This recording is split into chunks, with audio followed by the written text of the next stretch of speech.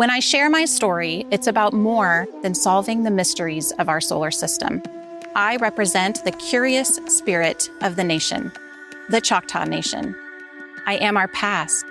I am our present. I am our future. I am all of us.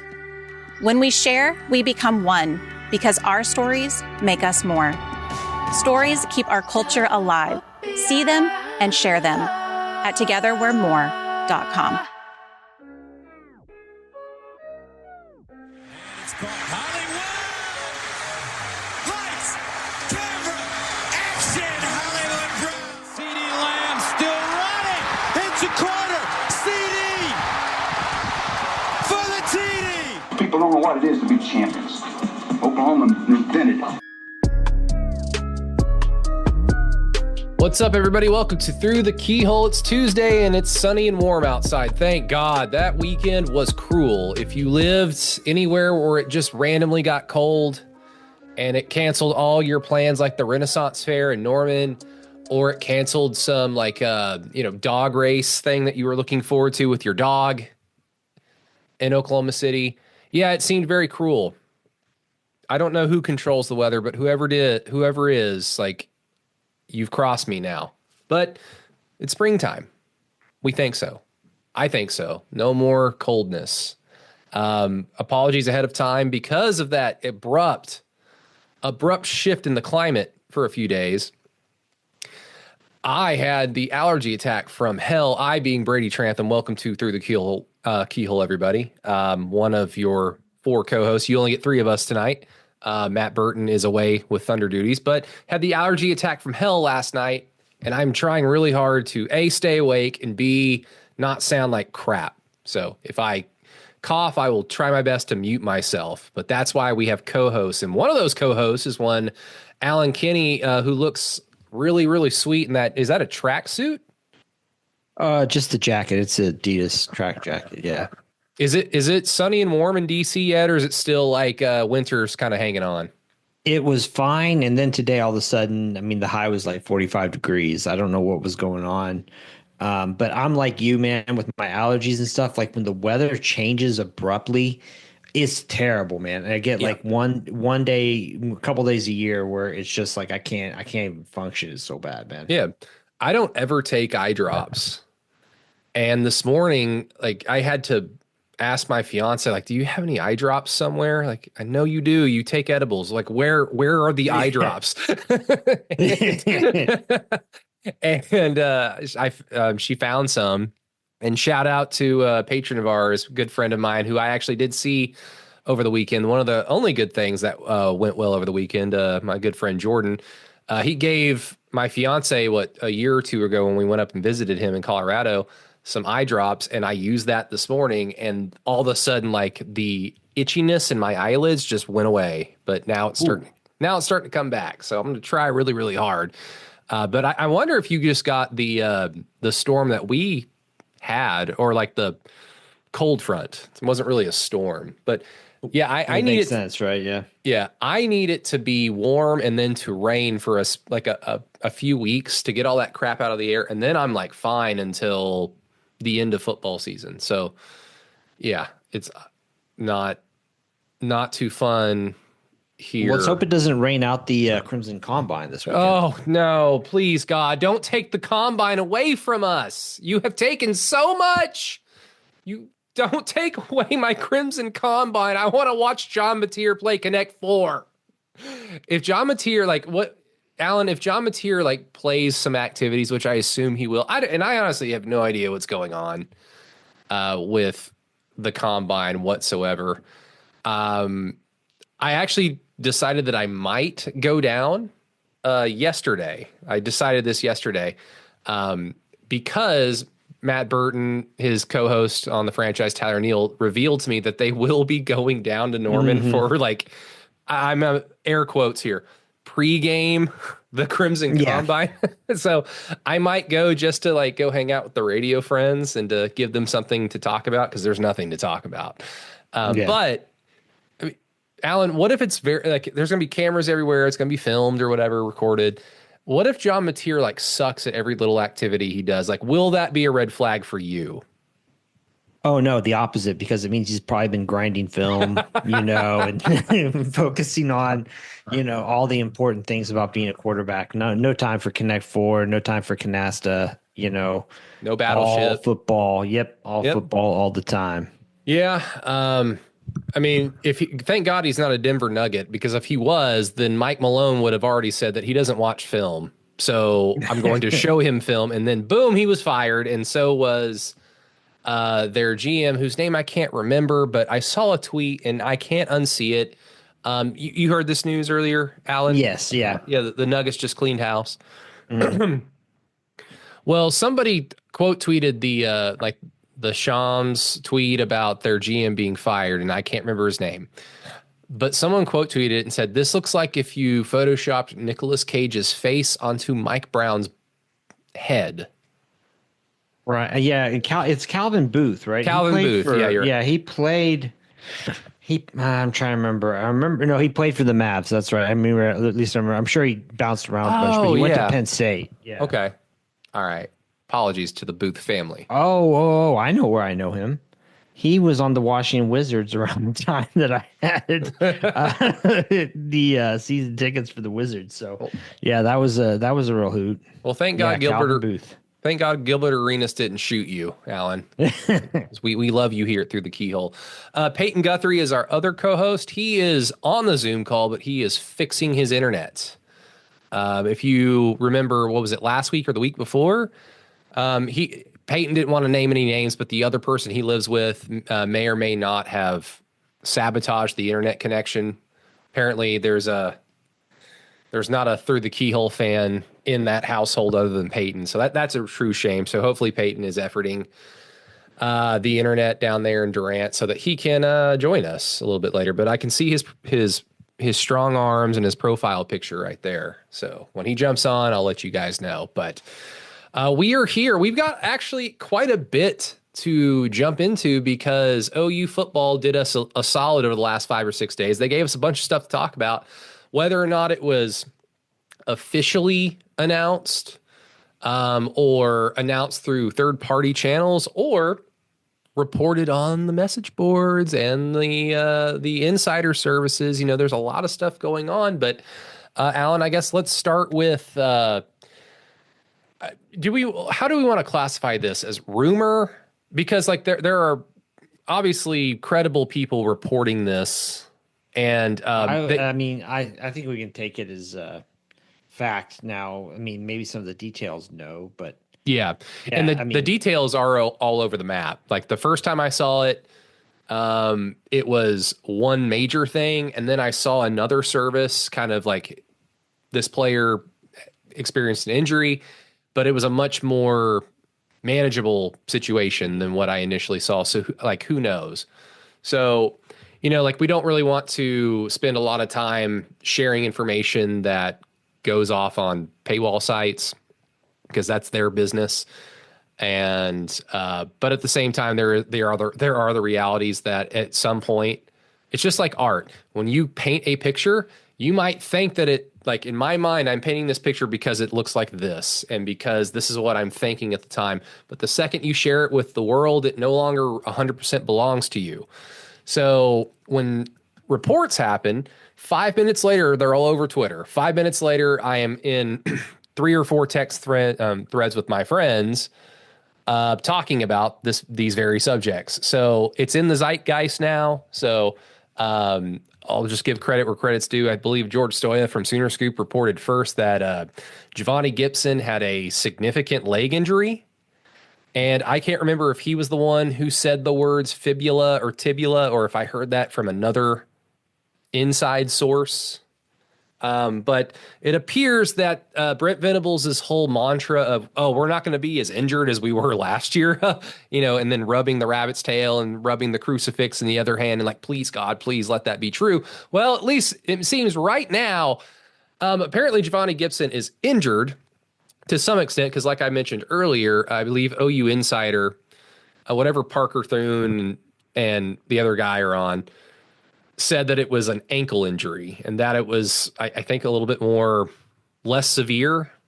So it's all over the map, Alan. But all that to say, It appears that OU had a bad day in spring ball in terms of players just kind of dropping like flies with a range of injuries.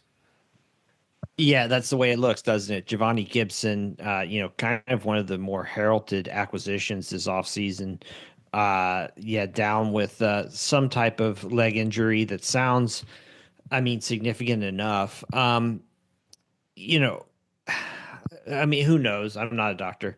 And like it wouldn't shock me if this is the kind of thing where maybe he's back by the middle of the season or something like that, just based on what I've kind of put together. But I mean, it's not a good thing, whatever it is, because no matter what, I mean, he's going to be missing significant time. Spending that rehabbing from the injury as opposed to actually working up to speed.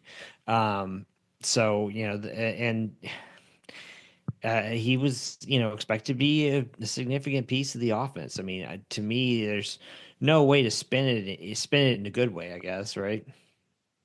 Yeah, I mean, you don't want to lose players, you don't want to lose depth, especially that room, the receiver room, and we'll spiderweb into a slightly tangented subject matter in just a few minutes. But I mean, based on what I can remember over the last few weeks when the media have been allowed access to practice, I think Eddie's mentioned before that I think Deion Burks was in a boot. And that seems to be kind of a precautionary thing. Like he might have rolled an ankle or had someone step on his foot. And then the next day they're like, yeah, just wear a boot. Just, see what happens. Because, I mean, I saw earlier today, OU football posted a video and Deion Burks is in full pads and catching a ball off of a route. So, I mean, if you're going to get injuries, this is when you want to get them. But I mean, Alan, it's hard to sit here, especially as a podcasting OU football fan. It's hard to sit here and just kind of like, it's not a big deal because it is a big deal. Like we've already said, you don't want to lose depth and you don't want to lose players that you thought were going to factor in heavily into the success of your team in the fall. At the same time, though, the receiver room is what it is. Like last year, there were a bunch of freshmen that got thrust in to play, and none of them did anything. And we had talked about that subject ad nauseum last season and the offseason already. There are reasons for that. A lot of those reasons were not necessarily Zion Kearney, Zion Reagan's fault. They were not in a good system to succeed. At the same time, though, if they're supposed to be high-end four-star, highly coveted players, then that should show itself at some point. It never did with them. Deion Burks is an exciting talent, and when he has the ball in his hands, he does show you the suggested ability that he can do some cool things with it. But if Seth Luttrell did one thing last year, it was force feed Deion Burks the football when he was on the field, and he never really did much. There was really not that much to really hold on to and think, oh man, he's going to be a badass in conference play. And of course that never got to take place. Maybe he will be, but we're banking on that. And now with Javonnie Gibson's injury, Javonnie Gibson being a player from Arkansas Pine Bluff that has been kind of making a lot of waves early in spring as being a guy that's like, ooh, this dude is like really good potentially. I'll be consistent and say, if a dude from Arkansas Pine Bluff saves us, then that's a surprise to everybody. I'm not going to sit here on April 8th podcasting about his injury, which we all hope that he's healthy, and we all hope that he is going to be okay. And I hope to see him play to see if I'm wrong. But you lose a player from Arkansas Pine Bluff, and I'm just like, I need the offense to do other things first before I start to worry about that, if that makes sense, Alan. Yeah, well, it's in my mind, it's maybe not necessarily just okay. Like this, Javonnie Gibson is going to go out and be their most productive receiver, a surefire number one guy. It's looking at the receiving room, right? The guys who seem to have the most I mean, just production in the past, going off history, or kind of the best credentials are guys like Isaiah Satania and Dion Burks, and I guess Dion Burks checks Satania. in. I guess Yep. Satania is also kind of dealing with a knick-knack injury, but not Yeah, anything yeah, not serious. yeah. That's the word out there. Also, I mean, I think that I think it's maybe a hamstring, which those things can kind of linger, obviously. But if you're going to get a hamstring now, you're hamstring now. You want it now as opposed to later in the season. So, but looking at, I mean, one thing that Satania and Deion Burks both have in common is they're short. Yeah. Burks is 5'9", Satania is 5'10". I mean, looking up and down, the options here, OU doesn't have a lot of standard issue, body types at wide receiver. That was what I think one of the things that Javonnie Gibson would bring is, I mean, 6'2", 216, some strength, ability to win some kind of one-on-one matchups there on the outside, maybe against some more physical corners, for example. And now OU doesn't have that guy. They've lost 6'5", Jaden Gibson, presumably. I mean, who knows if he'll ever really be able to contribute again. I mean, so now you're starting, the big guys there's a freshman, Manny Choice, or, I think Carry On, of course, he's 6'6", but I think he's hurt right now. So, I mean, they're going to, just by necessity, they've got to find a way to get bigger receivers on the field. In my mind, at least. Maybe that involves then, I think at this point, there's no doubt they're going to go back into the transfer portal after spring practice is over, and try to find somebody who can fill that role. And, at this point, it's probably going to cost them too. Are you ready for the new era of sports in Oklahoma? Want to be ready for some real Southern football? Kaizen Performance in Norman, Oklahoma is your spot for physical and mental growth. By empowering a lifestyle of constant, continuous improvement, Kaizen Performance's gym experience lends itself from the experienced training fanatics to those who want to make a positive change in their lives and everyone in between. Come see their new location at 158 Armstrong Court in Norman, Oklahoma. With experienced trainers who understand that every client has individual desires and needs, in-person and online customized training programs and nutrition plans, Kaizen Performance has everything to offer for you to meet your goals. Again, their new location is 158 Armstrong Court, Norman, Oklahoma, 73071. Seriously, Brady works out there, and so does Payton when he comes to home games. Come work out with us and get ready for the week-to-week grind of real Southern football. Kaizen Performance, Norman's own local gym where your goals are a workout away. Well, they've got some extra money lying around, so we'll get to that in a second. I'm glad that you ran down the receiver roster room to remind me of the other guys that are also dealing with injury, because it spiderwebs into this next topic. And it's mainly a question. And it's a question that, of course, I'm going to have because I'm the cynical one. But again, I'll remind everybody on patreon.com/thekeyhole on my Monday post last week, I predicted 9-3. So I can still believe. I'm allowed to be a complex human being. But at what point do we question Brent Venables and how he runs practices? Because I mean, like we all made fun of Tom Herman for death camping Houston just to beat Oklahoma, and to his credit, he did, so he can get the Texas job. Then he death camped Texas all offseason, and they would roll into the fall like, banged up all over the place, especially on the offensive line, which is one of the reasons why they could never really carry their momentum. Whenever they would win a few games, they could rarely ever continue it, which is why he got canned.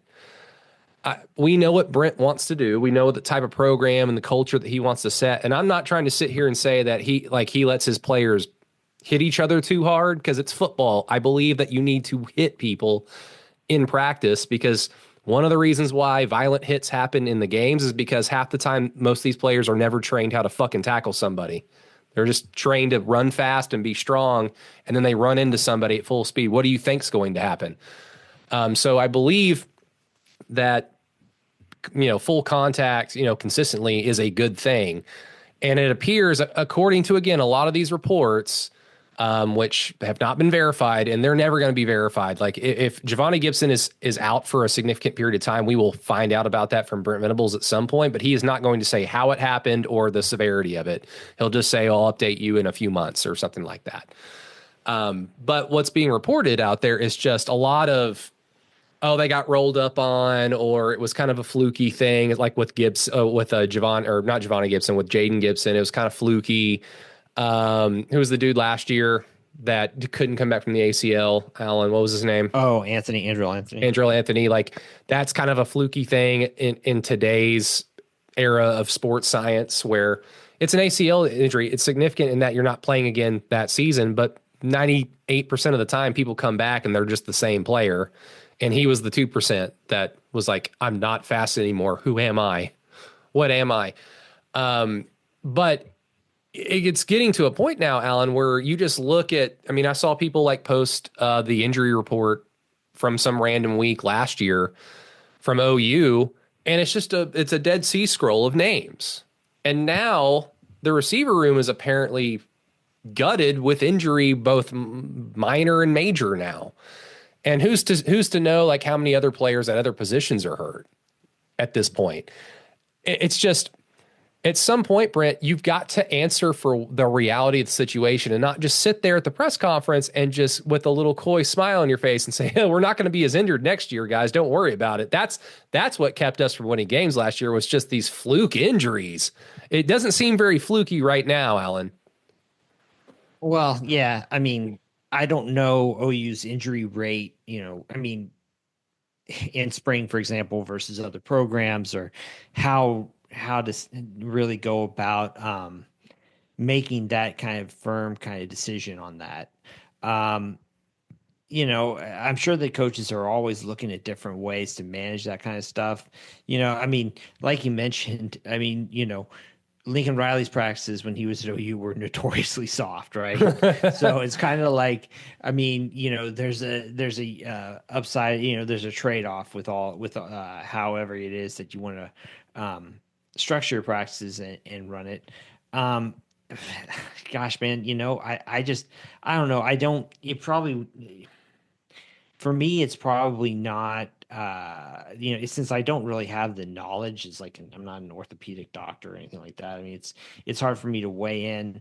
I mean, did OU have bad injury issues in like 2022 or 2023? I mean, I can't really recall.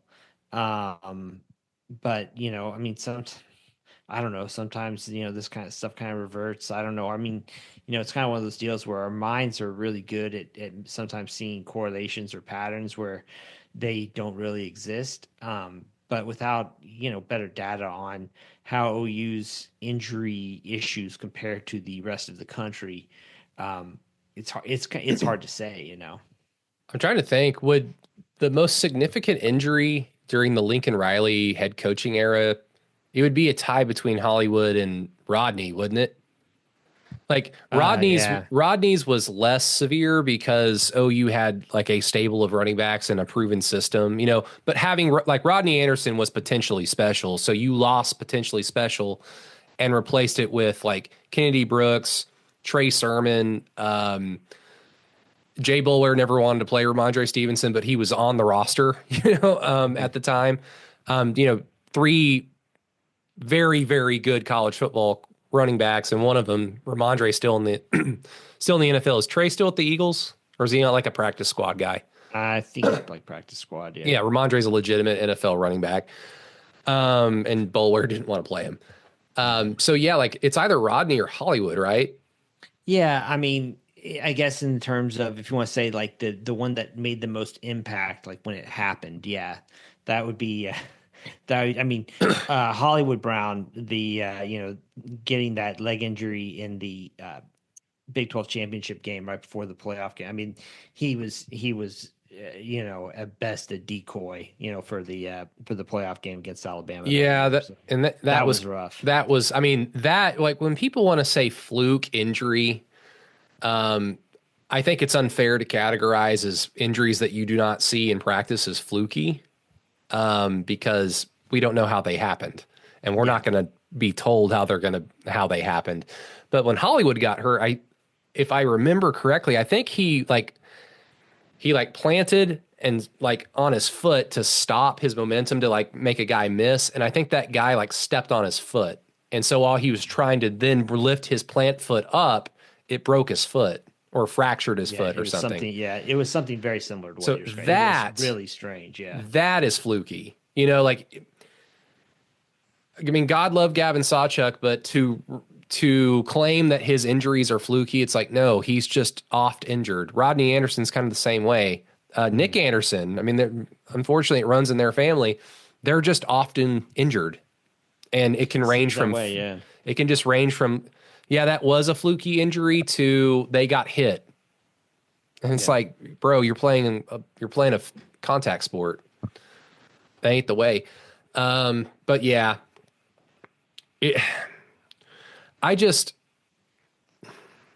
again, every time it feels like every time we get a little bit of like time, like there's been enough time since we saw the Navy game, and there's been enough time in between where we can or we kind of forget how truly bad we were and how high of a hill we have to climb to get back to being just kind of a legitimately solid football team. You know, offense, defense, special teams. Like, we've got a long way to go before we get there. Then shit like this happens. And it kind of reminds me that, you know, it's one of a few things. It's truly like we're cursed and they're flukes, quote unquote. Okay, well, the end result is still these players will not play on Saturday. So who cares if they're fluky or not? Number two, it's Emmett Brown. That's his name, right? The receivers coach? Emmett Brown, I believe, is the name of Christopher Lloyd's character in Back to the Future. You're thinking about Emmett Jones. Emmett Jones. And you know what? My fiance actually had me watch Back to the Future 3 weeks ago because I have never seen it. She was like, really? Yeah, like my household when I was a kid, my parents would always watch Indiana Jones or Star Wars if it was on TV. And I guess when my parents saw Back to the Future when they were in high school, they saw it, they liked it, but they never really like went back to it. So I just had never watched it. So yeah, apologies. I'm getting names wrong. So I guess I'm Kerry Murdoch now. Yeah, like is Emmett Jones just recruiting a crop of player that is soft? I don't know how, like, they're not soft. They're playing football. They're bigger and stronger and faster than I am. But when it comes to like relative to the, you know, their teammates, relative to the players that play in the sport, they're always hurt. So is there something wrong with his evaluations? Or like we kind of alluded to earlier, is it Brent? Is it this culture that he sets that the players that he's allowing to be recruited by his offensive coaches come into this defensive program and they get their ass kicked on the practice field and they can't do anything about it on Saturday? Yeah, I mean, all fair questions, I guess. You know, I mean, in my mind, I think it's just bad luck, in all honesty. But I mean, you know, it's kind of one of these deals. I mean, football is like, you know, it's like smoking, right? Like, you can only make the cigarette so safe. You can only make football so safe before, like, or the easiest way to avoid injuries or, you know, long-term, you know, health consequences of football is to not play, right? And so, like, I don't know. I guess I've never really, I mean, I'm sure that there are, you know, doctors or, you know, trainers out there who swear by different methods or what have you. I don't know. It feels like to me, if there was something that was, like, you know, tried and true to avoid all kinds of catastrophic injuries, everybody would be doing it and somebody would be very rich. So my guess is that, you know, aside from turning up the physicality or turning it down, there's probably just, I mean, it just sounds to me like it's all kind of random. Yeah, I mean, that's the correct answer. You know, because again, we don't know all the facts, and the incorrect way to go about this is to what you just mentioned would be for Brent to just kind of come in on Monday and say, we're no longer tackling every single day. We're only going to tackle Monday, Wednesdays, and Fridays. You know, like you're going to have to do what you can do. Like you do your thing. You are empowered to do so. So go do it. Don't go outside of yourself for something that can be very random and just kind of bad luck. At the same time, you have to own what happens. So if you have a wide receiver room that in back-to-back years, 80% of the projected starters do not play, you own it. And it's for us, unless you share all that information, which they never will. But because you won't share it, that is then upon us, the fans, to talk about it. And that's where those little, I guess, conspiracy theory tangents will arise. Well, Brent talks about wanting to like beat his chest and be badass defensive head coach and defensive program. And then you've got all these offensive players that get hurt. None of the defensive players get hurt except for Gentry Williams, but he's oft injured. So, you know, because there's that kind of the absence of the truth that only Brent Venables knows and he doesn't want to share it with the media. No, that's where all that BS talk kind of festers. So that's why these things happen. I mean, the other part of this, and I didn't even mention this when Emmett Jones, Brent Venables, bad luck, whatever it might be. I mean, I'm old enough to remember how many times people would want Jerry Schmidt fired because all of our players kept getting hurt in the 2000s, whether it was in college or in the pros. And there was a long period, like basically from 2000 until like Adrian Peterson.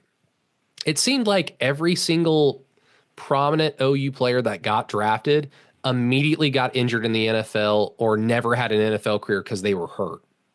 Like Mark Clayton had a career. Yeah. Brandon Jones had a career. Mark Bradley. I mean, Mark Bradley had like a few years, like he had a nice little few years. He's getting an NFL pension. And then Adrian Peterson. Corey Ivy was in the league, but that was purely John Blake, right? Did he stay with Bob? I don't think he was there for Stoops. You know? I mean, but you look back and there are guys, I mean, like a Dan Cody, for example, who was injured pretty much immediately as soon as he got to the NFL. And just really never got going. I mean, again, Jamal Brown, Tommy Harris, other guys. I just don't know if there's anything that would make me say, okay, this is worse for OU players than other programs. I mean, the problem being like you and I are paying attention to all the different OU guys who go to the NFL. We're not thinking about the guys who are going to the NFL from Michigan or the guys who are going from Tennessee or whatever. So it's hard to know kind of like what the hit rate is for OU versus other places. And, I mean,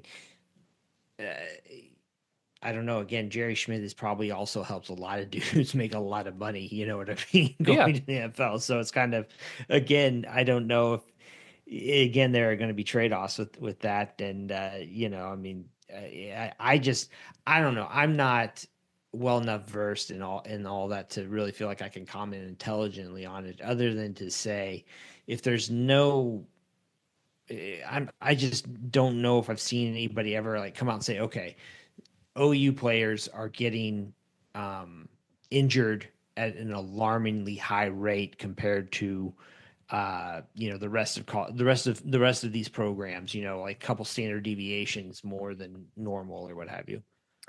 Alan, to be honest, with that nuanced self-awareness you just showed the world, you're never going to be on the Joe Rogan Experience. I'm probably done, huh? That's it. What Keyhole needs, we need to expand, and you're keeping us from that with your logic. I could never, his shows are like 4 hours long. Like I could never, who wants to sit through that? I could do a 4-hour podcast on Bob Stoops. Watch me. Yeah, it's, I mean, you're right. I've always wanted to like the top 5 programs in each year since 2000, along with OU, like track all their injuries and see if there is something to the effect of like, no, we were just always hurt. Because 2001, that's Jason White. 2002, Jason White. Jason White again. 2003, Lance Mitchell. Lance Mitchell was about to win the Butkus in 2000, like after Teddy graduated, but then he tore his ACL. And he was like a shell of the player that he was. 2005, everybody got hurt. Adrian Peterson being one of them, half the offensive line. 2006, Adrian Peterson. '07, Sam with the concussion. DeMarco Murray. And I understand there are listeners right now that are all saying like those were all kind of fluky injuries, Brady. Like it's not Jerry Schmidt's fault. It's like you're right. Like 80, like diving into the end zone and breaking his collarbone was pretty fluky because how many times has Adrian Peterson inflicted more physical damage than that dive onto people and been fine? Yeah, you're right. Sam getting a concussion at the time was pretty fluky, but unfortunately, Sam is an oft-injured human being. Right. Yeah, 2008, probably the biggest case, one of the bigger cases, Ryan Reynolds. And then Brandon Crowe came out there. Yeah. God. Yeah, it sucks. But yeah, spring injuries, not fun, but hopefully everybody gets back in time, for the real stuff in the fall. And well, I'm sure we'll find out. We talked about this on Monday on my radio call-in, Alan. It's a good little question to ask you off the cuff. Would you be shocked if we don't get like an end of spring depth chart at all? And I'll get into why it might not happen or why I think it should happen, but like just off the cuff, like, would you be shocked if we don't get one? I mean, no. I mean, the college football coaches now, I'm not shocked by anything they do that might try to hide their or true feelings on what's going on in a program. No. So I guess I would not be shocked. See, like the argument I would make is, especially a coach like Brent, who I would classify as more leaning old school than modern. He adapts. To his credit, he has adapted, but he's more of an old school coach. I feel like old school coaches still value the public depth chart in that, hey, you're the starter at OU at this position. How can you handle the stress? Can you handle that pressure? Or, hey, you're the backup and now everybody knows about it. How are you going to handle yourself? Are you going to practice harder? What's going to happen? Yeah. I see what you're saying with that. But the argument against that even is that, well, part of the reason why all these spring games are getting canceled is because coaches are afraid that their players are getting poached. And my counter to that would be every single coach knows about every single player that they have any type of history with. The reason why Nebraska loses players is because they're fucking Nebraska and they suck. Like OU is... If an OU player got quote unquote poached, it's because they probably go play for somebody that recruited them out of high school heavily anyway. All these coaches and all these players are talking. Why did Caden Green leave? He didn't just suddenly wake up one day and say, you know what, I want to go back home. That line of communication never died. It's silly to suggest otherwise. That's why I think canceling spring games for the reasons that have been stated is stupid.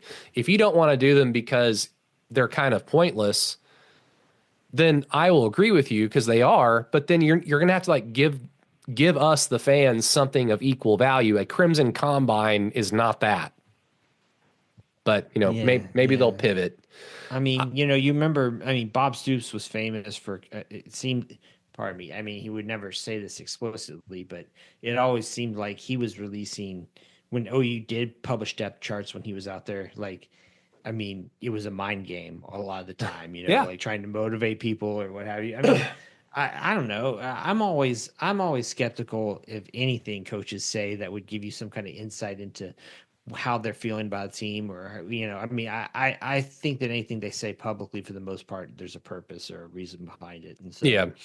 I mean, I think the idea that college coaches think that they can have this insulated bubble that nobody else knows what's going on in their program is stupid. It was stupid years ago. Forget it. Yeah. It was stupid years ago when like spying on practices was actually kind of a detrimental advantage or disadvantage that you could have against you. It was stupid then and it's stupid now. So yeah, no, whatever.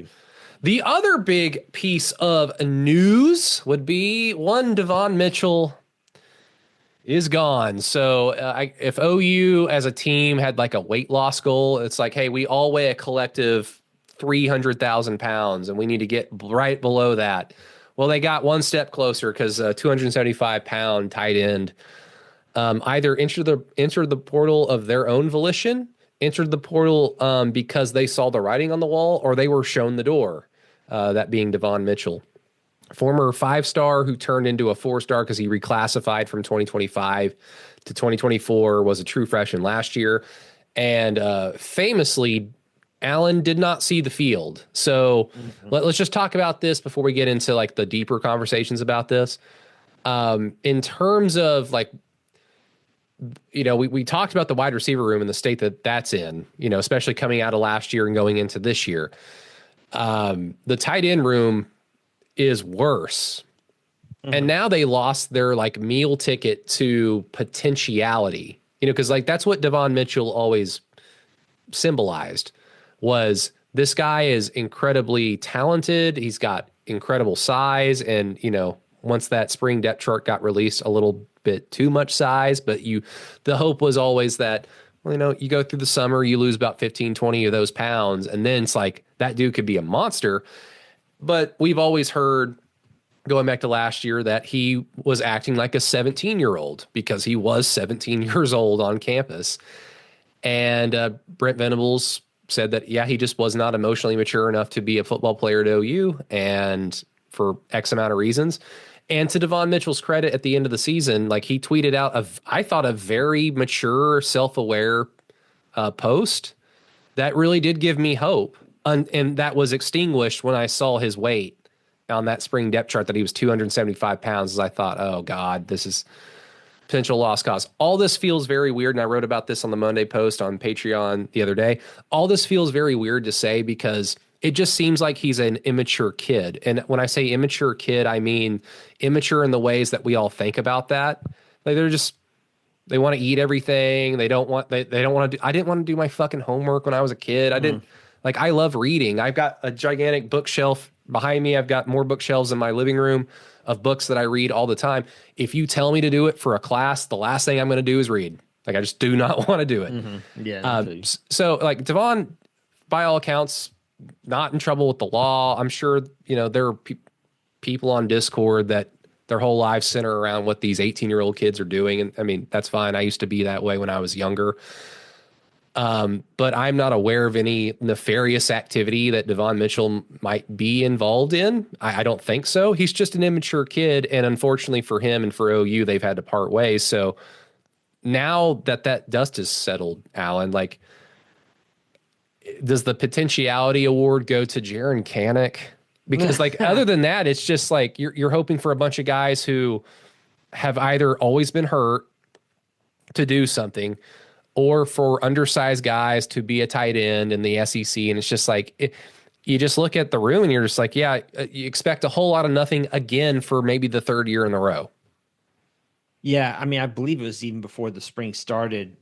Davon Mitchell was one of the guys that I picked out. Like, I had high hopes for that he would, you know, Me be too. able to turn it around. You know, I mean, and I don't know. I mean, it just seems like the kind of thing.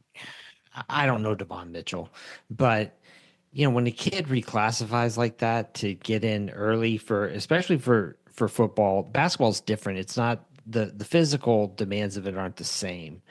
A younger kid like that, man, like that just seems like a tough hill to climb when you're that age and trying to, you know, start ahead of schedule like that, get in the program. So, you know, I mean, I guess, you know, the Kanak is the most intriguing, I guess, that's out there. I mean, you can, if you squint, you can kind of see why Kanak would make for a good tight end, but I mean, till he does it, goodness, I mean, you know, why, I don't know why anybody's gonna. Even with him, that he'd just be an H-back, right? Just off of size alone. Probably. Yeah, I think you're right about that too. Which, I mean, if you're just looking for physical body, some speed, and Jaren Kanic's fast as hell for his, for his size. Possession receiver, he could fill that role, but tight ends are also supposed to be like matchup nightmares because of their height and size and their ability to break away and run clean routes. And OU just hasn't had that since. I mean, Braden Willis was a really good college tight end, but even he had his limitations. So it's truly been since Mark Andrews. Yeah, especially the ability to kind of play inline and flex them out, that type of versatility. I don't see Kanik being able to do that. Especially in one off season. Right. We all hoped that he could learn how to be a linebacker, and that did not pan out. No. So for everyone to for the other podcast, like the Gabe Eichert Experience, to go off and say to a much larger audience than ours, to go off and say that Jaren Kanic's like the most exciting potential player that they've seen. I'm like, are we going to win 5 games this year instead of 6? Like, Jesus, what? That's not good. Yeah. I mean, it's just again, it's another situation where they're probably going to have to look for another body in the transfer portal. I think that was going to be the case no matter what. I mean, here's the cold reality of all this though too, is I have seen nothing anywhere that would indicate anybody who has taken a practice or a scrimmage or anything thinks that Davon Mitchell was going to be a contributor in any way, shape, or form this season, right? Yeah. So, I mean, I guess if you want to try to put a positive spin on this, it gives you an opportunity to find somebody in the transfer portal who might have that opportunity to contribute, right? Yeah. But it's just not the kind of situation you want to be in though, where you have to go and entice somebody who could compete for a starting role, to come and do that in the span of 3 months on campus. It's just not. It's not a great scenario. Yeah. It's just frustrating because, what you just said about Davon, people that actually had the access to go see, and immediately it's he's 3 years away from being 3 years away, that type of situation. Well, where does that lie? Where does that blame lie with? My Monday post was basically teasing you that it's Joe John's fault, but I don't think Joe John Finley's that good. And when I don't think someone is actually good at something, I kind of remove my mental blaming of them and place that blame upon someone who put them in that position in the first place, or their boss. It's this person is clearly unqualified to do what they're doing, or they're frankly awful at what they're doing. So just like I would say last year with Jackson Arnold, it's not his fault he sucks. He sucks. It's not his fault. Sometimes it just happens in life. I thought I was a really good shortstop in high school, and I didn't play college baseball. So at some point you just realize, yeah, you suck. But if you continue to put somebody out there who just sucks and sucks and sucks, well, then it becomes your fault. And, for the longest time, Joe John Finley hadn't done anything. And I remember when he got hired, there were all these kind of hint, nudges about he's getting a little bit serious about joining the SEC because they got Joe John to come back, and he quote unquote plays the game. He knows how to play the game. And I thought, oh, cool, we got a bag man as an assistant coach who also played here. So, I mean, that's probably a good thing. And all he really did was inherit Braden Willis. Didn't screw him up. He's still at the Niners, so credit to Braden Willis. And then Joe John brought back Austin Stogner, and that was a net nothing, absolute nothing. But for the longest time, people that would defend him would say, dude, he's in on this 5-star tight end, one of the best players in the country for 2025. And now we know the end result of that whole journey. Davon's out because he's kind of immature and not serious at this point in his life. And I'm arguing that either Joe John should have like known that in the recruiting process of like, this kid he's a kid. He's an absolute kid and we need to go look elsewhere. But then I think that takes self-awareness. That takes like, shit, I've not actually done anything. And this guy's like my meal ticket. If I can sign him, like I can extend myself a little bit more and put that skin on the wall. That would require all that. So maybe it's on Brent to like step in at the last second and to like really evaluate, like, is this risk reward worth it? And at no point did these fools say, yeah, it's not worth it. And now we're left in this situation. So we had to pay this kid a lot of money to come here, even though he was just mainly friends with Michael Hawkins. That's why he went to OU. Like they played at Aledo or whatever in Texas together before he moved out to California so he could reclassify, which is also another thing. I don't know if Davon Mitchell himself wanted to reclassify or his family wanted him to do that, or if OU tried to like encourage him to do that to get him onto campus quicker. Either way, someone should have stepped in and said, my man, you are not ready for college at this point in your life. And that's fine because no 17-year-old is truly ready to be handed a bunch of money, go onto a college campus with a bunch of beautiful women and basically absolute freedom and to be a mature working professional. Like that's just crazy pills. So I see this more, Alan, like all that say is like, yeah, Joe John sucks. And we already know that he's still employed. I don't know why. The reason why is because Brent is completely and utterly loyal. But this to me is a Brent thing, man. Like maybe he's pivoted. Maybe he's cared a little bit more about the offense now that he understands what's at stake. But at the same time, he's the defensive coordinator now. So maybe he doesn't have time to care about it. But the jury's still out. See if Ben Arbuckle works. But it seems like at least even back then, Alan, Brent just absolutely allocated offensive coaching, development, recruiting to his offensive coaches and was just hands off because someone like Brent Venables should have identified this kid wasn't ready. And again, I not knowing what necessarily went all into the recruiting. I mean, it's hard for me to say that definitively, but let me, I think I'd look at a different way too, though. I don't know. It maybe it's also a case of bad kind of planning or management to think that you can, really count on or to even try to bring in a guy who is going to be a developmental project, which I think is you just have to if we're talking about 17-year-old tight end who's reclassifying, I feel like you have to treat them as a developmental project in my mind, and also a high dollar one at that, right? This isn't a case where you're taking a flyer on, like a Lane Johnson, like OU did way back in the day, a guy who was kind of this physical freak who could shift from playing quarterback to eventually playing an offensive tackle.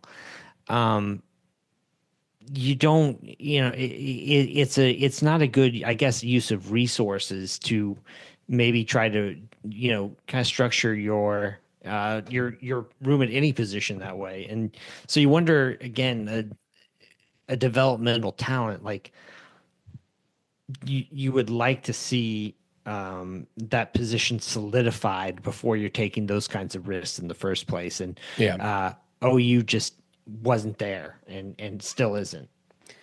Well, I'm trying to think. The 5 stars that Brent has signed, and I know technically Davon Mitchell was a 4-star, but I mean, I considered him a 5-star. It's like, and especially in this era now where 17-year-olds are playing college football, and it appears, and this is something that we can look up, and I might try to do this, or Alan, maybe you've got this swimming in your head already, trying to find out how many 17-year-old players were in college football last year at like the Power 4 level, and how many of them were good. And it seems like OU was like stuck with the one that didn't work out. All that to say, like, I consider him a 5-star. So Brent has signed PJ Adebawore, Jackson Arnold, Peyton Bowen, Davon Mitchell, Michael Fasusi. Right? Are those the only 5 stars that he signed? I believe that's correct. Yeah, I mean, as far as I know, yeah. Yeah. Well, 2 of those guys, I would say categorically are developmental type talents, PJ Adebayo and Davon Mitchell. And maybe PJ can turn into something this year. And I mean, hell, if he's just Ethan Downs, like sub Ethan Downs, that would be a colossal climb for where he's been in his first 2 seasons. So just to paint the picture of how far he needs to go before he even sniffs like the 5-star potential that we all salivated over when he signed. But maybe this is a lesson for Brent Venables. If they win 8-9 games this year and he, is still going to be the head coach moving forward, maybe don't waste your time with 5-star talents who are considered developmental talents or raw. I feel like it's even silly to rate a player as a 5-star if they're clearly like raw. It's like, yeah, they've got great size, but how many times does that matter? Like, how long have they played football? Is this their first year playing or their second year? Then don't do that, because how are they going to just play it at a high level in college unless they're just God-given talents? Like, it's a little silly to me. Like with Lane Johnson, he was like a 3-star, right? 3. Oh man, more like a 1 or a 2. Yeah. So yeah, take the flyer on the lower rated kids because they've likely played football a lot longer.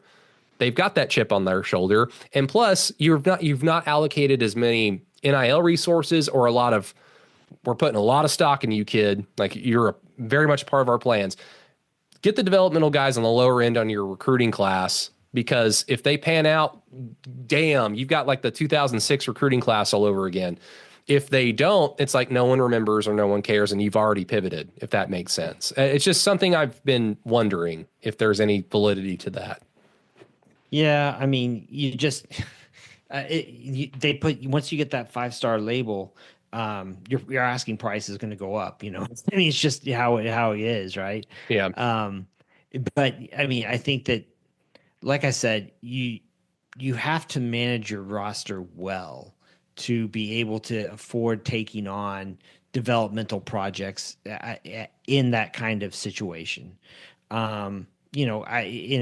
Ironically, maybe PJ might be actually a pretty good example of actually maybe doing it correctly if things work out for him this season, because he would have had an Ethan Downs, for example, playing in front of him for a couple of years. That gave him an opportunity to, I mean, as much as everybody wanted to see the 5-star talent on the field, if he wasn't ready, maybe having an Ethan Downs playing ahead of him, gave him that opportunity to mature and to grow. Yeah, there's something to be said about staying in one spot and having that continuity in terms of your coaching and development. I'm hopeful about. I've not buried PJ Adebayo whatsoever. I'm hopeful. Mm-hmm. He's going to have more opportunities. So I think, hell, by Kent State, we will probably have a very good idea of like PJ, like there's something here with him, or it's like, yeah, it's just not in the cards. So we'll find out pretty quickly.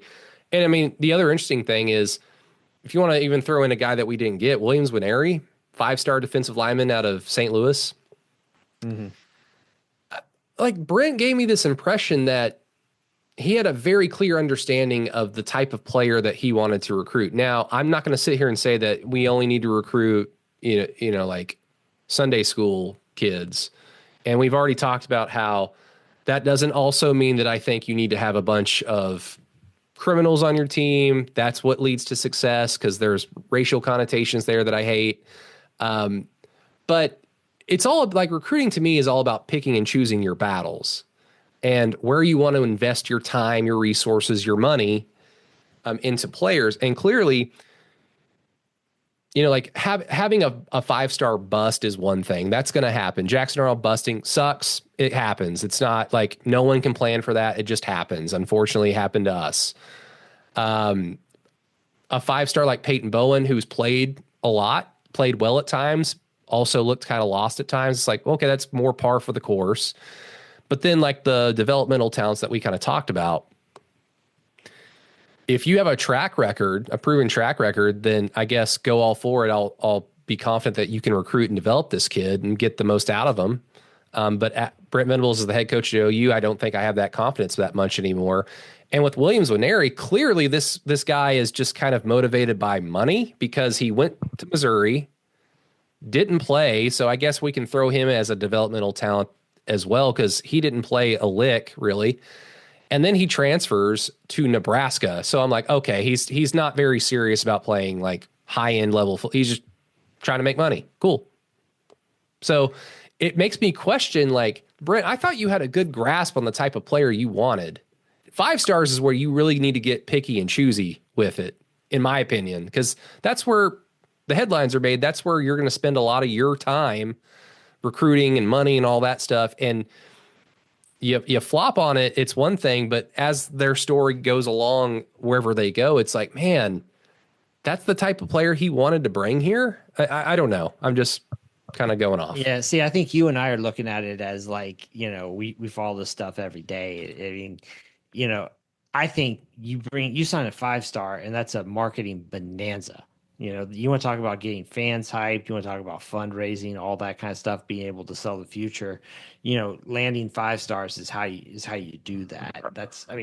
Yeah. So it's kind of, there's a push and pull here, yin yang type thing, and the other thing that's hard too is, let's not get it twisted. Like, Williams Nwaneri, every program in the country offered him a scholarship. So it's like, did everybody miss on him? Did everybody misevaluate it? That's where those are the kinds of questions that I have that make it hard for me to know, like, how much does Brent, how much is this just a case where, kids, Brent's paying lip service? Who knows? I don't know. But yeah. It was Latrell McCutcheon, that defensive back that followed Lincoln. We got him over Alabama, right? Like it was. And I remember wanting to be excited about that. But then my logic side of my brain was saying like, well, how good really is he if you got this defensive player over Alabama? Because I would say the same thing about like if OU and Georgia 5-6 years ago when Lincoln was that coach were recruiting a quarterback like head to head. And the quarterback chose Georgia, I'd be like, how serious is he? Really, is he a game managing? I just want to hand the football off and want no pressure, or are you trying to be an NFL draft pick here? Yeah, I remember when everybody was talking about wanting to, go after Bear Alexander when he went to the transfer portal, and he was leaving Georgia, where he got a little bit of time during a year they won the national championship, and looking at, you don't do that unless you have, if you're serious about wanting to develop, in my mind, into like an NFL caliber defensive lineman or to contribute. That's looking for a quick payday, that type of thing, or unless of course you are like a primary pedestrian in Athens, Georgia, walking to class, walking to work, and it's kind of dangerous if you're like walking those city streets, because the cars just be zooming so quickly. So maybe that's why he wanted to leave. But yeah. Oh, well. I guess last thing on the Davon Mitchell saga, Allen, something that I just thought, because again, we're not going to know why this and that happened or who made this and that decision unless they tell us, and they rarely ever tell us. But this to me, and again, I've read from a, I guess, trusted source, but even then, this trusted source will always tell you, take everything with a grain of salt.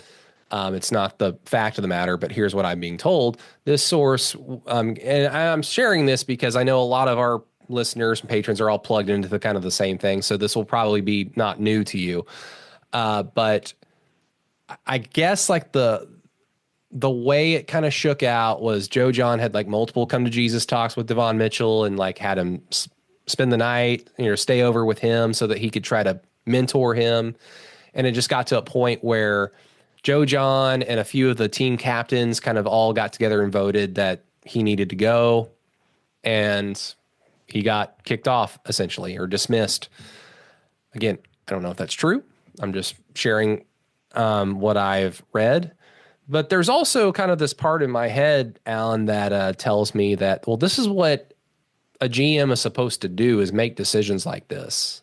Jim Nagy, and that's how it's been promoted in terms of selling, like hiring somebody like from outside the program, like Jim Nagy, to come be OU's not first GM, but their first GM at a time where they have a better understanding of what that job is supposed to execute.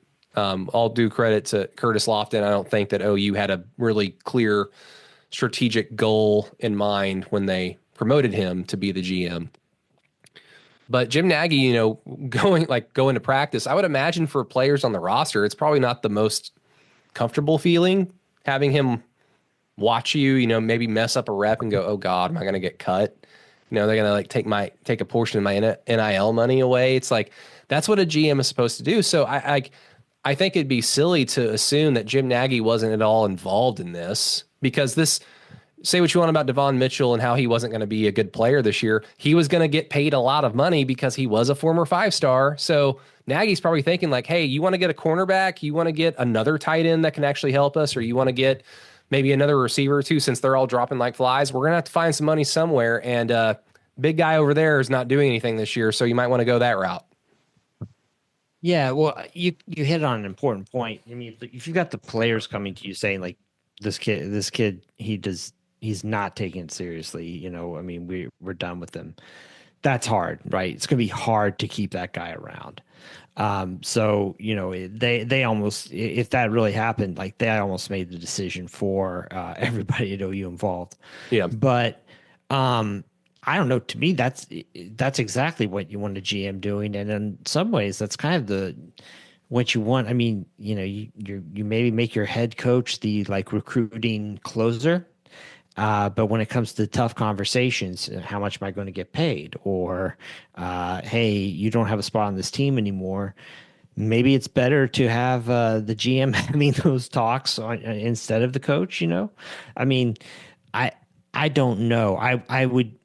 I would almost I'd be shocked if Jim Nagy didn't have any kind of input in this decision, though. And so, I mean, if you've got a spot where player isn't living up to the amount of resources you're investing in, this is kind of like a two-way street now in terms of players having lots of room to renegotiate and use their leverage to transfer or what have you.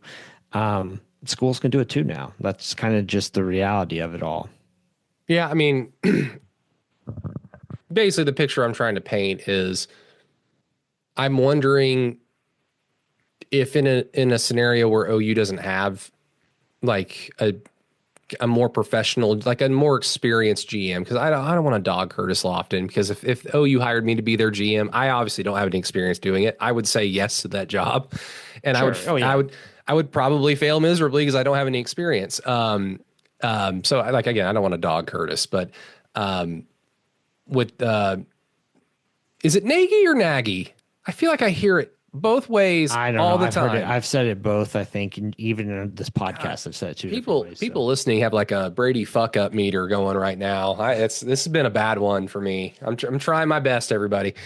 But having Jim Nagy, like, to me, it allows for the flaws of your head coach that your head coach potentially could have, like loyalty and wanting to do well by the kid. Those are all great characteristics. Just like I'd always say about Bob Stoops, that guy is a great human being. Like the things that he would do for the Children's Hospital, the things that he would do for his family, those are all great characteristics that someone should have. But when you're talking about something that's bigger than just one person, like OU football, that spans generations of families, of people across the state, across the region, it gets to a point where your individual moral compass is not important here. What's important here is the grand scheme.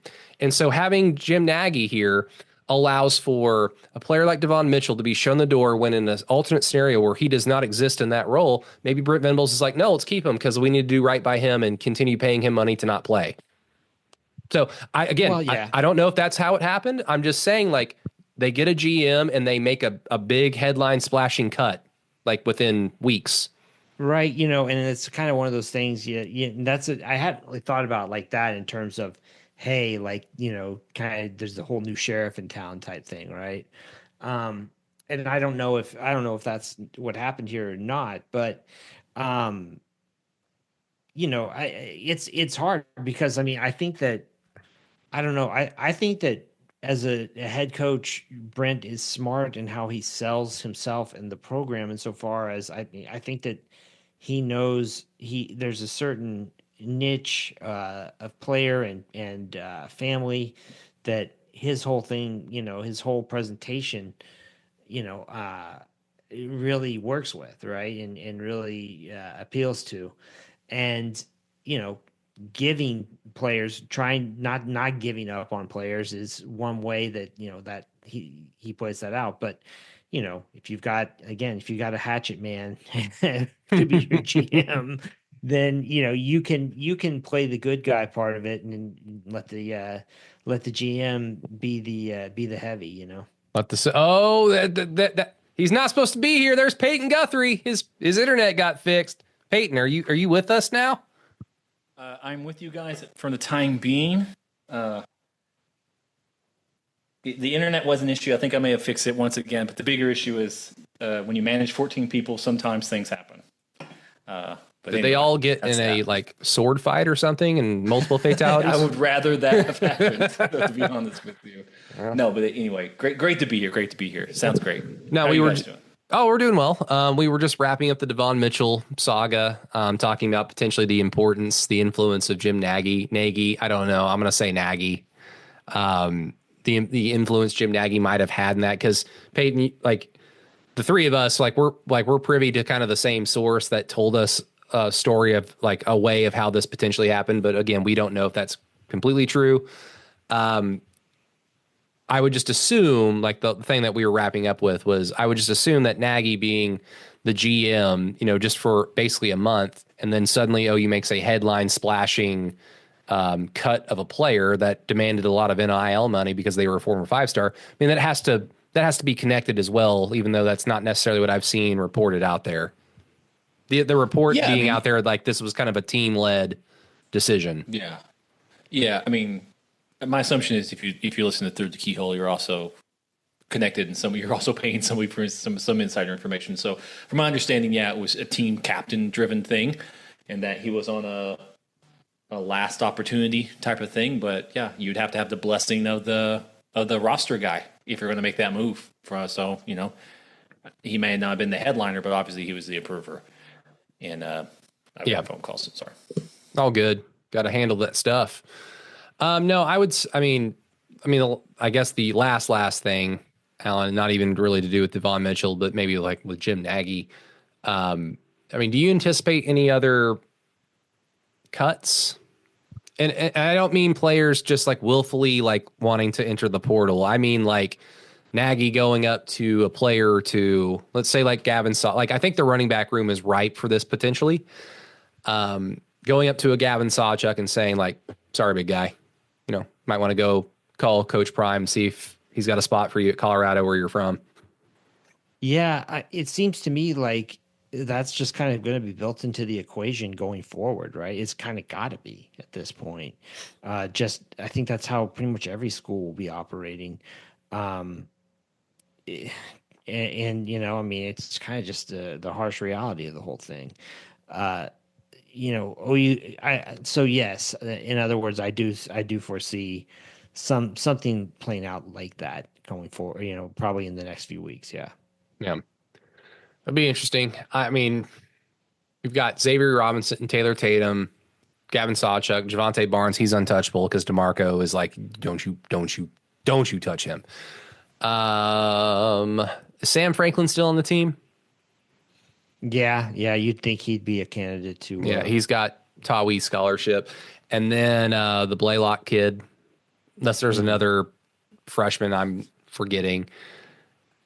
There's 3 guys in that grouping that just rarely do anything. So, if we're talking about a potential where OU needs to really get its ducks in a row in terms of assembling the NIL war chest in order to go get like another receiver or two in the event that some of these guys are hurt for a significant period of time, or to go get a cornerback or two to shore up the secondary. Because that's the key to being elite in this conference on defense, is making the secondary better. If the secondary makes a jump, they're an elite defense, unless they get killed by injury elsewhere.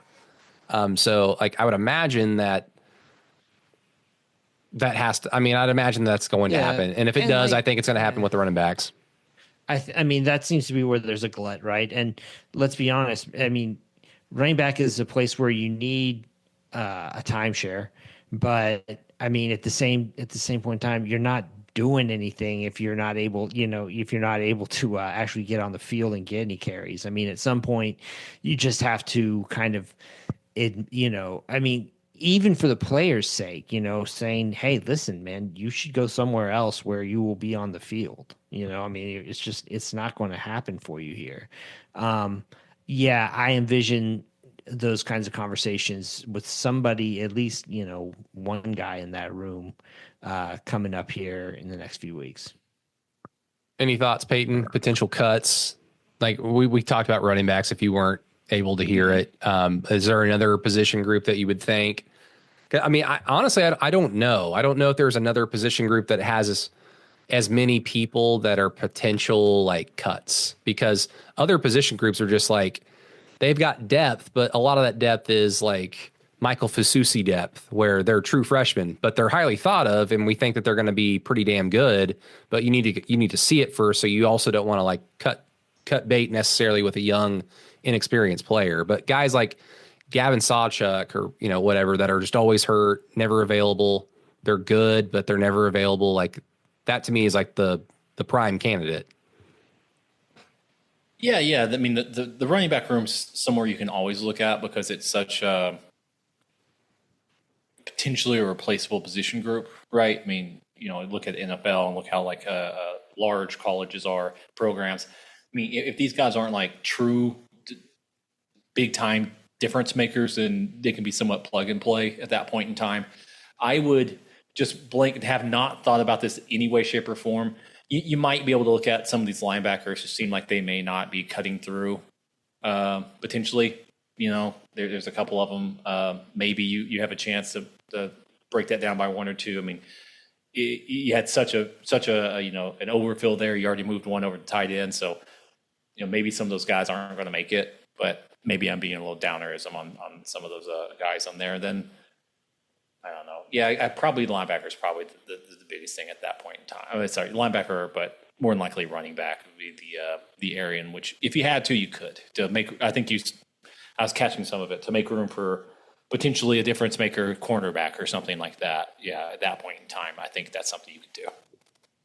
Yeah, I think that linebacker, they're running pretty lean at this point. Are they? You've got Daniels, Omasigo, Kip Lewis, Kobe McKenzie, Taylor Heim, Nesta, and Heineke. So maybe there's one. I'm not sure if Heineke's on scholarship either, but maybe there's one in there that might be looking somewhere else. But yeah, it's a good question though. I mean, I don't know what other position groups they look like. Maybe they have an overflow. Have we ever got a definitive? Is Andy Bass on scholarship? Not for long. Have we ever got a definitive answer why Lewis Carter transferred? I had heard that he was looking to transfer even after his freshman year. That it was a homesick. God, that sucks. Move the family to Norman, damn it. I mean, I don't know. I mean, too many tornadoes. I mean, I don't know in terms of I was excited about Lewis Carter. It would have been really nice to have that type of kind of inexperience, but let's give them the opportunity and see what happens, in that room where you're comfortable with a lot of the other depth around him. I was excited about the potential of Lewis Carter when Danny Stutzman ultimately graduated. And so now it's just it's Sammy Omasigo might get moved to Mike for all I know. I don't know, who knows? Basketball did some stuff. We don't need to spend that much time on it because I know people are basketball fried out at this point. Everyone, the people who are still into basketball, I mean, I love basketball, but the tournament kind of drains me, and I'll watch the Thunder. I mean, the Heat aren't going to be in the postseason this year. I'll watch the Thunder for the first time, I might add, this year, because, you know, I've got YouTube TV. Shame on me. But Trae Young did his thing. Oh, you got some good additions out of the portal. Tay Davis from Notre Dame, Nigel Pack from Miami, also from Kansas State. They probably need to get another ball dominant, guard or two before they can start really wish casting like, hey, we could do something. They lost Duke Miles. You obviously lose Jeremiah Fears. You lose Jalen Moore. But I kind of tend to think Tay Davis might be better than Jalen Moore. He's taller, so length shouldn't be that big of a deal. Do you guys have any thoughts on the basketball additions and the news? I mean, I think Duke Miles went to Virginia, which is interesting. He'll fit right in with the Virginia offense that doesn't like to score.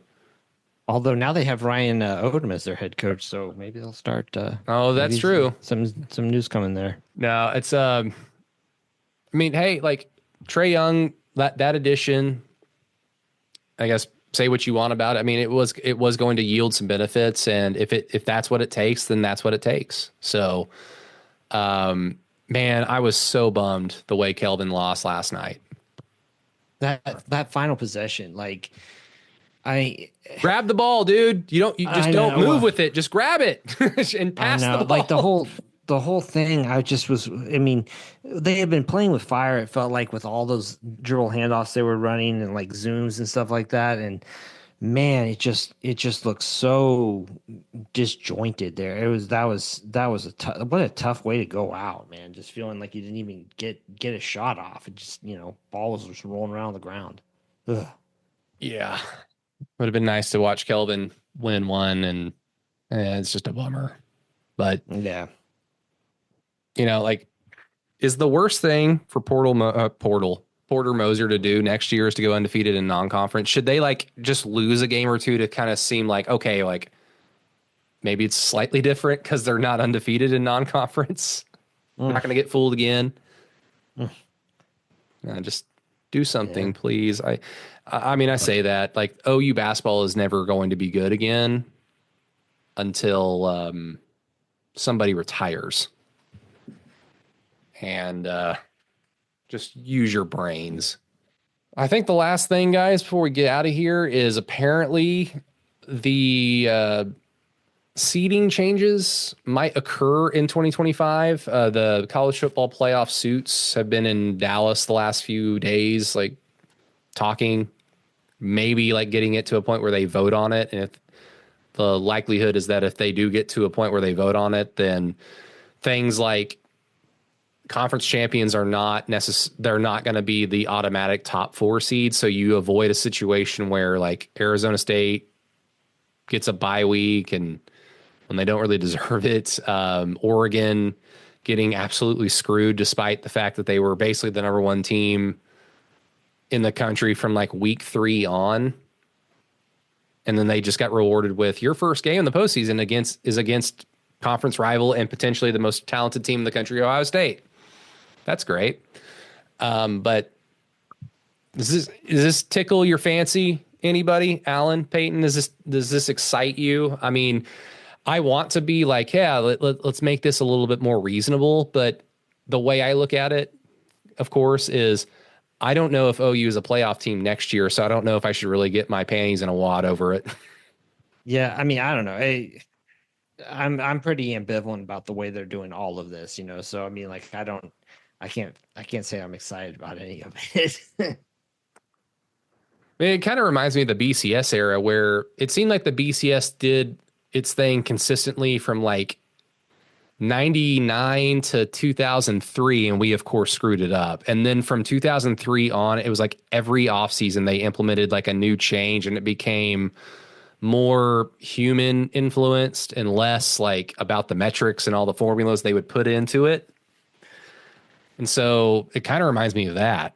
It's just every offseason we're going to tweak it because of reactionary stuff. But Payton, this wasn't even really that reactionary. When we got the format, we all pointed out how stupid this was. Like the Big 12 champion's going to have an automatic bye week. Okay. That's stupid. Well, I mean, The ACC champion, even more so than the big, like at least the Big 12 cares about football.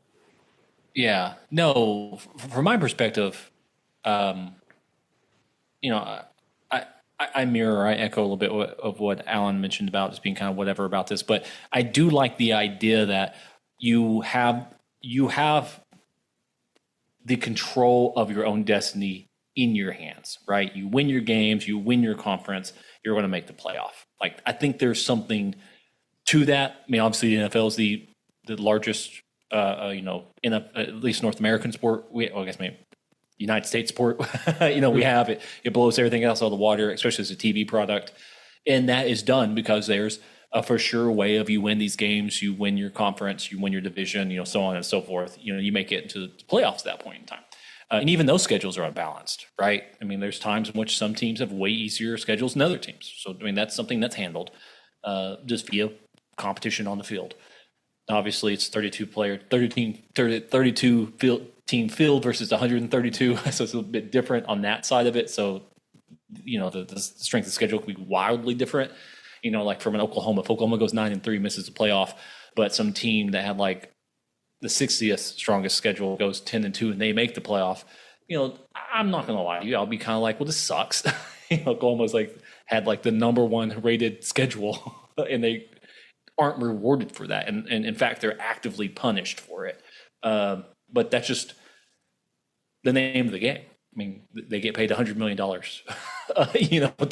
play that schedule. So it's kind of like, well, from Oklahoma, the program side, there's only so much they can cry about. From a fan side, yeah, I totally get it from that side of it. Now, when it comes to the bye weeks and things of that nature, if you're going to have bye weeks, I do like the idea of, I don't know, maybe I'm really, really old or I'm becoming older every single day. I do like the idea of something of the conference matter and the conference championships matter, and there's something about being a champion, right? Bob Supers always say our goal is to win the Big 12, and whatever happens after that happens after that, because the only thing you could control was winning your conference, and then something else happened for the post series, for the bowl games and things of that nature. Yeah. So I do like that. Does there need to be something of okay, yeah, if you win the Mountain West, obviously due to Kelly Ford's ratings or something, or S&P or SP Plus ratings are you're so far down the list that that doesn't give you a bye. You have to have something, you have to be power rated in a certain way or something like that, maybe. But that probably just adds too much confusion, too much computer maybe at that point in time. But I do like the idea of playing the games and the games mattering. I mean, I know a lot of people are saying the games don't matter, but they really seem to matter to Alabama fans. When they went 9-3, didn't make the playoff. I mean, all they had to do was beat two bad teams, and they couldn't do it. They got drilled by Oklahoma. To me, those games mattered. They matter at the end of the season. Last year was a showcase of saying the system not only worked, it drew a lot of eyeballs to a lot of these games, which people wouldn't have paid attention to. And then also it probably came down to the top two teams that people thought it was going to, well, I know Notre Dame, yeah. But I was thinking Texas and Ohio State, who did play for the de facto national championship, they ran into each other during the playoff. I don't know. I enjoy it. I didn't mind it. I do understand why Sankey would be saying yeah, we can't have SMU and Iowa State and or Arizona State and these teams coming in here and getting spots for free or whatever. Yeah. Boise State getting a spot for free or something like that. When I've got these teams playing NFL junior like schedules and Boise State's playing Mountain West and whatever. No, I mean you're right, but I mean it is not the easiest way to incentivize teams to give a shit about winning their conference and not just enough games to be playoff eligible, quote unquote. Wouldn't it be to just also guarantee them home field advantage? And is the pathway is what's blocking that the fucking Rose Bowl? Is that the hang up here? All the bowls are blocking that. They all make so much money. Yeah. Yeah. I mean, and all these people make money off of them. It's not just they're greedy. It's everyone makes money off of them. Well, I mean, then we're just going to be stuck in the mud for as long as we don't tell the Bulls to fuck off then. Because like, well, I mean, as long as people want to make money, we will be stuck in the mud. That's still be have them stuck in the mud. well, I mean, can't you continue to make money with just like you said, Peyton, like the playoff? Like the playoff brought a lot of eyeballs to games that they would otherwise do people remember the Texas Arizona State game was the Peach Bowl, or do they just remember Texas and Arizona State? Now the Peach Bowl gets the raw result of the money like that you're suggesting. But I mean, at some point, like in order for this to all work and for the regular season to hold a lot of gravity in terms of week to week, you need to just basically guarantee the best teams. Like you get to play at home a lot into the postseason. I think the city of Atlanta liked the Peach Bowl. No, I know they do. I know they do. But my argument is them saying like, well, I mean, a lot of people watch this. Like they're not watching. They're not. Oh, the Peach Bowl's on, honey. Texas is playing a playoff game. That's why if OU was in it, OU was playing a playoff game. People watch that. It's a big game. It's the only game on at that time, at that day during the holiday season. So just hopefully, I mean, 10 years ago, if one of you jumped back to 10 years ago to Through the Keyhole when it didn't exist, but it somehow did, and you told everybody on the show that, hey, in 10 years, the sport is going to be crowned, like the champion's going to be crowned by this format, we'd all been like, there's no way. So surely in 5 to 10 years, they can get away from the Bulls and make a lot of money in whatever other way. Like just play more home games. Yeah. That was exciting. According to Yahoo, according to Yahoo, the economic impact of the Peach Bowl for Atlanta was $73.4 million in projected economic impact with a direct tax revenue of $5.6 million. And you spread that across these bowl cities, my assumption is there's probably a lot of politicking to keep that amount of money in those. I mean, you're right. But my assumption is they're spending a couple $1 million towards the NCAA to keep these things going. It's. I think it's more than just the greedy bowls at that point in time. Yeah. These are giant revenue generating machines. And it's just, you're talking about an industry, not just like the Rose Bowl. Now, the Rose Bowl is causing its own issues by saying we will not move off this date regardless. But the here, since its inception, has created $1.53 billion of an economic impact to the city of Atlanta with almost $100 million in direct tax revenue. So since 99. So, I mean, it's just a lot of money. I'm sure Dallas gets that money. LA gets that. I mean, you've got a lot. There's a lot of politics that get messy when there's money involved in that side of it. And my assumption is everyone gets their small slice of that. Yeah. Well, you just better pray that SMU or Boise State or TCU, Iowa State, Oklahoma State don't upset their first round matchup and then go to Atlanta, because that's when things would change. Yeah. It's like, oh, wait a minute. Oh, so you're saying that the reason why we made all that money that time was because Texas came here with all their fans who have a lot of money. Yeah. Oh, if all of a sudden the big schools start losing, not only would it change because ESPN and TNT, who's sublicensing this stuff, would probably start putting the thumb on the scale. Yeah. Ever so slightly. Yeah. Oh, well, we can dream. Any final thoughts, gents? Nah, man, we hit it all. All right. All right, everybody. Keyholepod.com. Don't forget to check that out. Alan Kenny's blatant homerism column.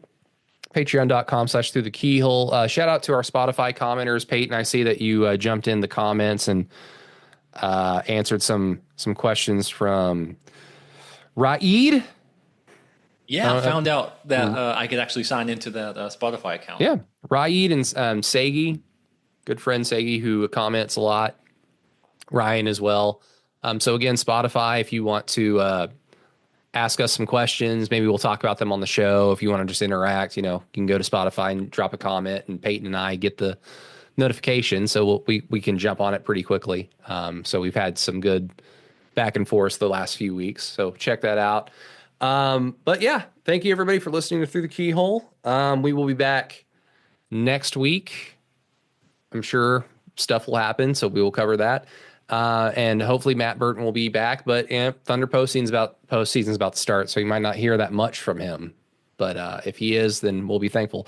But for Matt Burton, Peyton Guthrie, Alan Kinney, myself, Brady Trantham, everybody, thank you again for listening. Until next time, Boomer.